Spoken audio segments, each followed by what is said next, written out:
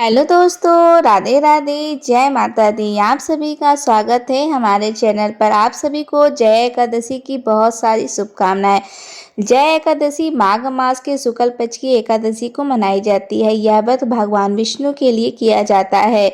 यह बहुत ही पुण्यदायी भी होता है और मोक्षदायी भी माना गया है। शास्त्रों के अनुसार इस एकादशी का व्रत भूत प्रेत बाधा भय और पापों से मुक्ति दिलाने के लिए माना गया है। जय एकादशी का व्रत करने से हजारों अग्निमेघ यज्ञों के बराबर पुण्य प्राप्त होता है। तो प्रिय भक्तों, कथा को अंत तक आप सभी अवश्य सुनिएगा। यह कथा है एक ऐसी गांव की जहां जीवन की डोर प्रकृति के हाथों में थी और आस्था की जड़ें माटी से भरी गहरी थी। यह कथा उस समय की है जब रिश्तों की प्रतिबद्धता और प्रेम की शक्ति किसी भी दुख से बड़ी मानी जाती थी। यह कथा है उस माँ की जिसके हृदय का हर अपने बिगड़ायल बेटे के लिए धड़कता था, भले ही वह बेटा उसे केवल तिरस्कार और अपमान ही क्यों न देता रहा। सूर्योदय के पहले ही अभी पूर्व में लाली भी ठीक से फूटती नहीं थी। गांव की सबसे पुरानी कुटिया से एक धुंधली सी परछाई निकल आती थी। यह थी यशोदा, एक ऐसी स्त्री जिसकी जिंदगी हर पल अभाव और संघर्षों से सही से लिखा गया था। उसकी झुर्रियों भरे चेहरे पर एक समय की गहरी लकीरों के बीच भी एक शांत अविचल दृढ़ता झलकती थी और उसकी आंखों में एक अंधा सा पीड़ा के साथ एक अनंत प्रेम का सागर लहराता था। उसके पति को गए वर्षों हो चुके थे। उसे और उसके छोटे से गोपाल को बेसहारा छोड़कर तब से लेकर आज तक यशोदा ने हर चुनौती का सामना किया था, केवल अपने इकलौते बेटे गोपाल के लिए। गोपाल आय यह नाम कभी उसके होठों पर एक मधुर गीत बन कर आता था, कभी उसकी आंखों में आशा का दीप जलाता था। जब गोपाल छोटा था तो वो कितना प्यारा था। छोटे छोटे हाथों से माँ की साड़ी का पल्लू पकड़कर घूमता, उसकी हर बात मानता था और अपनी तोतली जुबान से माँ माँ पुकारते ही यशोदा का सारा दिन का दुख कपूर हो जाता था। यशोदा ने अपने खून पसीने से उसे पाला था। दूसरों के खेतों में मजदूरी करके, कुछ घर में ही छोटे मोटे काम करके पेट काट कर भी अपने गोपाल को कभी भूखा नहीं रहने दिया था। वह सपने देखते थे कि उसका गोपाल एक बड़ा होकर गांव का नाम रोशन करेगा, उसका सहारा बनेगा, उसके बुढ़ापे की लाठी बनेगी। परंतु किस्मत को कुछ और ही मंजूर था। जैसे जैसे गोपाल बड़ा होता गया, उसकी राहें बदलती गई। गांव के कुछ आवारा और बेकूबी लड़कों की संगति से उसे अपनी गिरफ्त में ले लिया। पहले तो यशोदा को लगा बच्चा है, थोड़ी देर में समझ जाएगा, पर यह थोड़ी देर कभी आई ही नहीं थी। गोपाल धीरे धीरे जुआ खेलने लगा, शराब पीने लगा, फिर छोटी मोटी चोरियां भी करने लगा। यशोदा ने उसे रोकने की बहुत कोशिश की, हाथ जोड़े पैर जोड़े, रोई भी गिड़गिड़ाई भी, पर उसकी एक न चली। गोपाल की आंखों में माँ के प्रति वह बचपन वाला स्नेह कहीं खो गया था। उसकी जगह आ गई थी एक कठोरता, एक उपेक्षा और कभी कभी तो भयानक क्रोध भी आ गया। माँ वो बुरी तू मुझे बताएगी मुझे क्या करना है। गोपाल गुस्से में गरजता जब यशोदा उसे देर रात घर लौटने या गलत संगति से बचने की सलाह देती थी। सारा दिन अपने काम में लगी रहती, कभी चार पैसे तो कमाकर नहीं लाई और अब चली है मुझे समझाने। अपना काम कर, क्या कर लिया तूने आज तक। यह सुनकर यशोदा का कलेजा मुंह को आ जाता था। उसका अपना बेटा, जिसकी एक आहट पर वो दौड़ी चली आती थी, आज उस पर हंस रहा था। भरी आंखों से वह देखती रह जाती थी जब गोपाल उसके सामने ही उसकी आंखों में आंखें डालकर गांव के साहूकार से चुराए गए पैसों से शराब पीता और अपने दोस्तों पर लुटाता। गांव के लोग ताने कोसते, यशोदा का बेटा तो कुलछनी निकला है, अपनी माँ का नाम तो डुबा ही रहा है। पर यशोदा वो सुनती और खामोशी से अपने आंचल में ही अपने आंसुओं को समेट लेती थी। वो तो बस इतना जानती थी कि उसका बेटा और एक माँ का प्रेम कभी मर नहीं सकता। एक बार तो गोपाल ने हद ही कर दी थी। यशोदा ने अपने पुराने गहने जो उसके पति के निशानी थे, एक मिट्टी की हाड़ी में छिपा कर रखे थे, ताकि कभी कोई विपत्ति आए तो काम आ सके। गोपाल को इसकी भनक लगी। एक रात जब यशोदा सो रही थी, उसने चुपचाप हांडी खोली और गहने लेकर रफू चक्कर हो गया। सुबह जब यशोदा को पता चला तो वो छाती पीट पीट कर रोने लगी। मेरा गोपाल, हे भगवान, यह मैंने क्या देखा? मेरा ही बेटा मेरी यह आखिरी निशानी भी ले गया।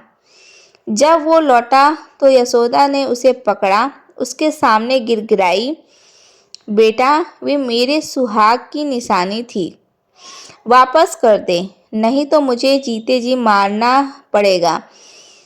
अरे बुरी, क्या रोना गाना लखा रखा है? किस सुहाग की निशानी? अब मैं कमा कर लाऊंगा। काम धाम तो मुझसे तो होता ही नहीं, पैसे चाहिए तो मैं कहाँ से लाऊं? मैंने बेच दिए, और तेरे वो पुराने कब भार अब खुश। और हाँ, अगली बार ऐसा कुछ छिपाने की सोचना भी नहीं, वरना हाथ पैर तोड़ दूंगा, कहकर वो हंसने लगा। एक भयानक पापी हंसी यशोदा की आत्मा तक कांप गई। यह उसका गोपाल नहीं था, यह तो कोई राक्षसी प्रवृत्ति वाला जीव था। पर फिर भी उसके मन में आया कि यह उसकी ही तो संतान है। उसकी ही आंखों से बहते आंसुओं में भी उसके लिए क्षमा और मुक्ति की प्रार्थना छिपी थी। वो मानती थी कि यह उसके पिछले जन्मों का कर्म है, जो उसके बेटे के रूप में सामने आ रहे हैं।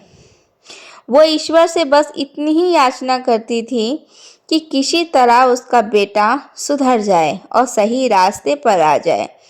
उसकी हर सांस उसके बेटे के लिए उद्धार के लिए थी। उसकी हर पीड़ा उसकी माँ की ममता की थी, अग्नि परीक्षा की थी। गोपाल का पतन जारी रहा। वो गांव के बाहर जाकर शहर के कुछ बड़े बड़े बदमाशों के साथ मिल गया और उसकी हरकतें दिन प्रतिदिन और खतरनाक होती गईं। यशोदा को उसकी चिंता होने लगी। उसे रात को नींद भी नहीं आती थी। वह बस ठाकुर जी की मूर्ति के सामने बैठी रहती, माला जपती रहती और अपने बेटे के लिए आंसू बहाती रहती। उसका हृदय हमेशा विद्रूण होता रहता, पर उसके प्रेम का सागर कभी सूखा नहीं था। फिर एक दिन वह मनहूस खबर आई। रात के अंधेरे में गांव के बाहर एक सराय के पास गोपाल और उसके साथियों का किसी दूसरे गिरोह से झगड़ा हो गया। तलवारें निकली, लाठियां चली। सुबह होते होते जब गांव वालों ने देखा तो पता चला कि गोपाल को बुरी तरह से चोट लगी थी। उसे कोई बचाने वाला नहीं था और उसने वहीं तड़प तड़प कर अपने प्राण दे दिए। जब ये खबर यशोदा के कानों तक पहुंची तो पहले तो उसे विश्वास ही नहीं हुआ। नहीं, मेरा गोपाल, वो नहीं जा सकता, वो मुझे छोड़कर नहीं जा सकता। वो पागल की तरह सराय की ओर भागी। वहाँ का दृश्य मर्मभेदी था। उसका बेटा, जो कभी उसकी आंखों का तारा था, अब धरती पर निर्जीव पड़ा था, खून से लथपथ। उसके मुख पर वही क्रूर भाव जमे थे जो जीवन के अंतिम क्षणों में उसके चेहरे पर रहे होंगे। यशोदा उसके पास बैठी, उसके सिर को अपनी गोद पर रखा और चित्कार कर उठी, गोपाल, मेरे लाल, तूने यह क्या किया? मुझे अकेला छोड़कर चला गया। तू कहता था कि मैं बुरी हूँ, मैं काम की नहीं हूँ, तो अब मुझे कौन देखेगा? तूने तो मुझे जीते जी ही मार डाला। गांव के लोग इकट्ठा हो गए। कुछ ने सहानुभूति दिखाई, पर ज्यादातर के चेहरे पर एक अजीब सी शांति थी, जैसे उन्हें इस उपद्रव से छुटकारा मिल गया। जो बोया वैसा काटा। किसी ने फुसफुसाया, पापी का अंत तो ऐसा ही होता है। दूसरे ने कहा, यशोदा ने किसी की नहीं सुनी। उसने अपने बेटे का अंतिम संस्कार किया, जैसे तैसे गांव वालों की मदद से। पर उसके मन में एक भयानक डर घर घर गया था। उसका बेटा, जिसने इतने पाप किए थे, उसे मुक्ति कैसे मिलेगी? वो कहाँ गया होगा? उसकी आत्मा कहाँ भटक रही होगी? रात को उसे अक्सर गोपाल की चीखें सुनाई देती थीं, जैसे कोई बहुत पीड़ा में हो। उसे लगता था जैसे कोई अदृश्य शक्ति उसके घर के आसपास भटक रही है। उसे नींद नहीं आती थी। हर पल उसे गोपाल की वो हंसी याद आती थी, जब वह उस पर हंसता था, उसके गहने चुराकर उसे ठेगा दिखाता था, और अब वह प्रेत योनि में भटक रहा होगा।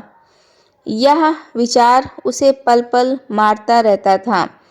गांव के एक बुजुर्ग ने यशोदा को सांत्वना देते हुए कहा, यशोदा बेटी, तुम्हारे गोपाल को शांति नहीं मिल पा रही है। उसने जीवन में बहुत पाप किए हैं। उसकी आत्मा प्रेत योनि में फंस गई है। उसे मुक्ति दिलाने के लिए बड़ा पुण्य चाहिए। यशोदा ने उनकी बात सुनी और एक गहरी सांस ली। तो क्या मेरा गोपाल कभी मुक्त नहीं हो जाएगा? बाबा बुजुर्ग ने कहा, नहीं बेटी, ऐसा क्यों? माँ के प्रेम से बड़ा कोई पुण्य नहीं होता, और हमारे धर्म में ऐसे पापी से पापी को भी मुक्ति का मार्ग मिलता है, यदि कोई सच्चा प्राणी उसके लिए निष्ठापूर्वक प्रयास करे। एक मार्ग है यशोदा, एक मार्ग है। यशोदा की आंखों में एक नई चमक सी आ गई। कैसा मार्ग बाबा? मैं कुछ भी करने को तैयार हूँ। मेरा बेटा वो जहाँ भी हो दुख में ना रहे। बुजुर्ग ने अपनी सफ़ेद दाढ़ी पर हाथ फेरते हुए कहा, माघ मास की जया एकादशी, यह एकादशी बहुत ही शक्तिशाली मानी जाती है। यशोदा यह सभी पापों का नाश करती है और प्रेत योनि में भटकी हुई आत्माओं को भी मुक्ति दिलाती है। यदि कोई व्यक्ति, विशेषकर माँ, अपने पुत्र के लिए इस व्रत को सच्चे मन से, पूरी श्रद्धा से, पूरी निष्ठा से साथ करे, भगवान विष्णु अवश्य उसकी प्रार्थना स्वीकार करते हैं। जया एकादशी, यह नाम यशोदा के कानों में जैसे अमृत घोल रहा हो। उसे उस दिन से ही मन में ठान लिया था कि वह अपने बेटे के लिए यह कठिन व्रत अवश्य रखेगी। माघ का महीना, हड्डियां कांप देने वाली ठंड पर यशोदा ने मन में एक लगन थी अपने बेटे की मुक्ति। वो जानती थी कि यह व्रत कितना कठिन है। पूर्ण निराहार, निर्जल रहना होता है और दिन रात भगवान विष्णु का ध्यान करना होता है। पर माँ का हृदय वो भला कैसे पीछे हट सकता था। पूरे महीने यशोदा ने अपने आप को तैयार किया। उसने भगवान विष्णु की स्तुतियाँ पढ़ी, पुराने ग्रंथों में जया एकादशी के महत्व को समझा। उसे पता चला कि इस व्रत के प्रभाव से ब्रह्मा हत्या जैसे महापाप भी धुल जाते हैं, योनि से मुक्ति मिलती है।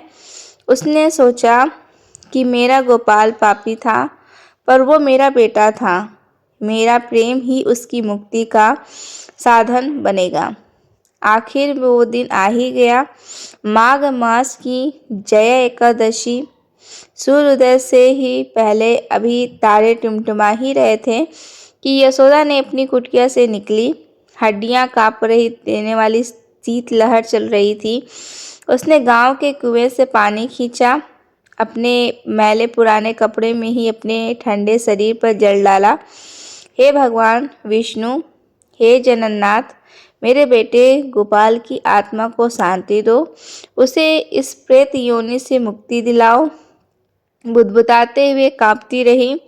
उसके शरीर में एक अजीब सी ठंडक समा गई थी, पर उसका मन भगवान के नाम से जल रहा था।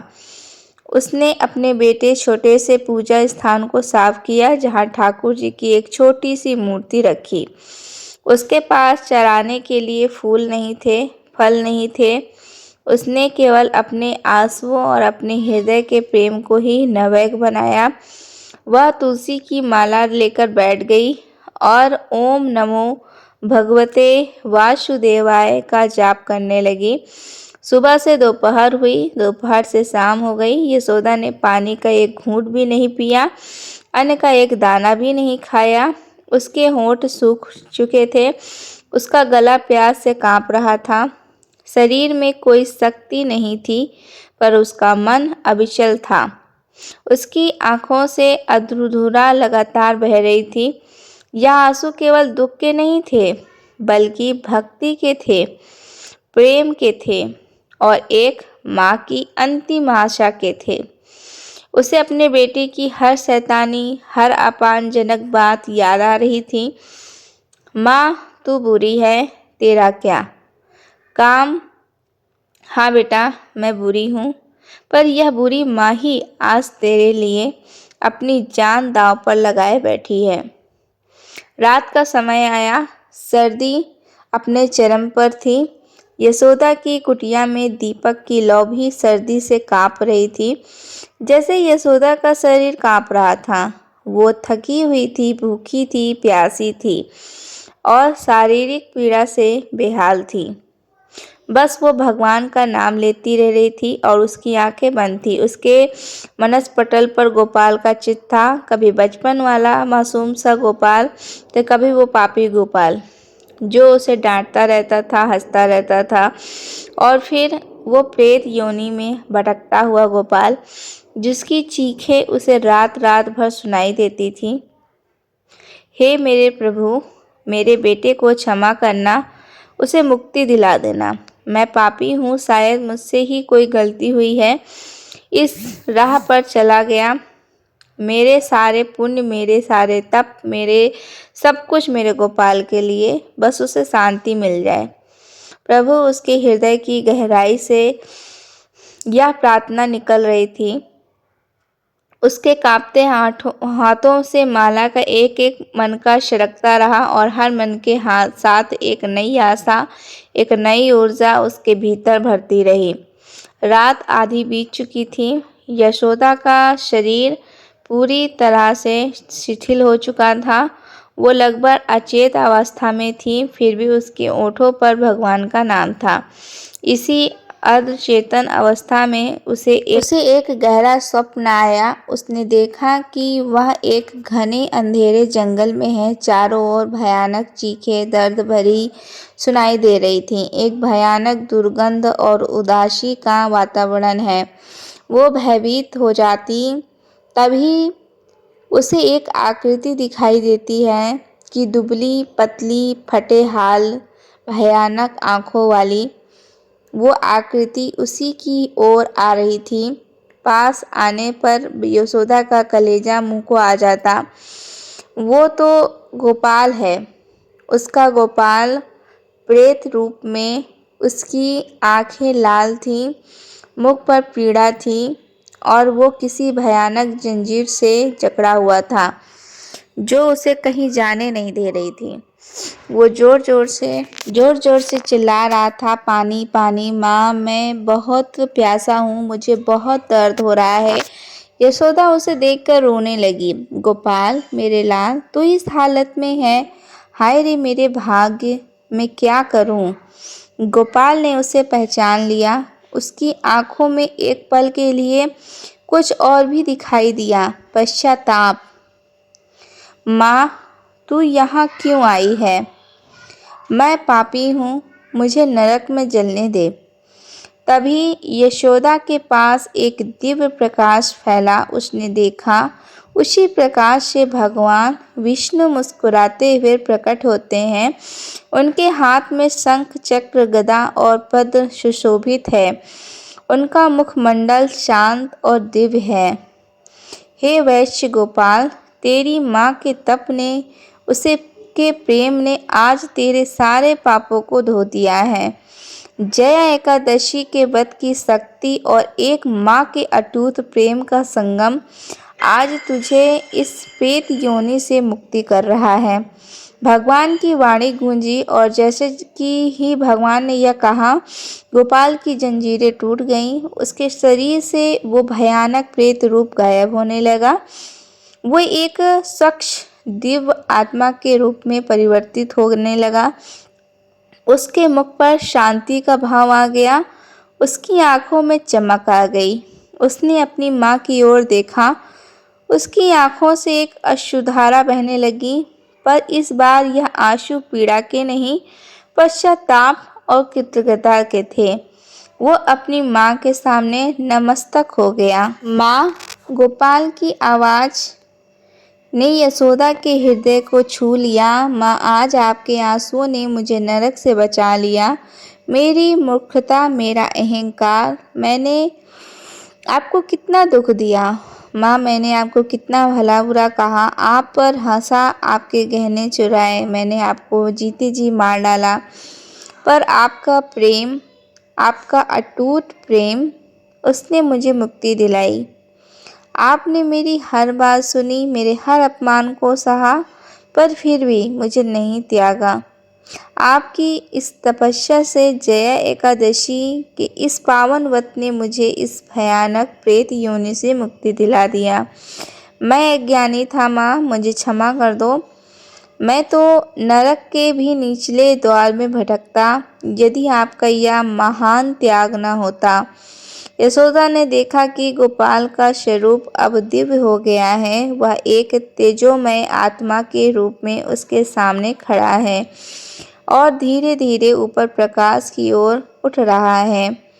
उसने अपनी माँ को अंतिम बार प्रणाम किया, कहा, जय हो माँ, जय हो, जय एकादशी। मैं अब मुक्ति की ओर जा रहा हूँ माँ, अब मुझे कोई कष्ट नहीं है। और फिर वो प्रकाश में विलीन हो गया। यशोदा की आंखें खुल गई, वो पसीने से तर थी, उसके मुख पर अश्रुधारा बह रही थी, पर यह आंसू दुख के नहीं थे, यह आंसू थे असीम शांति के, परम संतोष के और मुक्ति के, आनंद के। उसका हृदय हल्का हो गया, जैसे वर्षों का बोझ उतर गया हो। यह कथा उस समय की है जहाँ माँ का प्रेम किसी भी बंधन, किसी भी पाप से भरा था। यह कथा उस विश्वास की है जो सनातन धर्म की भाव भूमि में पल पल जीता है, जहाँ एक माँ के कांपते हाथों से जपा गया विष्णु का नाम, उसके आंसुओं से सिंचित उसकी प्रार्थना, उसका अटूट प्रेम, यह सब मिलकर एक पापी पुत्र को भी नरक के द्वार से खींच लाता है, उसे मुक्ति दिलाता है। जय एकादशी की शक्ति माँ के प्रेम से जुड़ जाती है और यह संयोग संसार के सबसे बड़े पापों को भी क्षमा कर देती है और आत्मा को परम गति प्रदान करती है। यह माँ की ममता की अनंत गाथा है जो युगों युगों तक यह संदेश देती रहेगी कि माँ का हृदय ईश्वर की प्रतिरूप है। और एकादशी की यह पावन व्रत कथा यहीं पर समाप्त होती है। हम सभी माता जय एकादशी के चरणों में प्रार्थना करते हैं कि उनकी दिव्य कृपा सदा आप सब पर बनी रहे। जय श्री हरि नारायण, जय एकादशी की। ये कथा आपको अगर अच्छी लगी होगी तो हमारे कमेंट जय श्री हरि लिखकर जरूर जाइएगा। वीडियो को लाइक कर दीजिएगा, ज़्यादा से ज़्यादा शेयर करिएगा और चैनल को सब्सक्राइब कर जरूर जाइएगा। राधे राधे दोस्तों।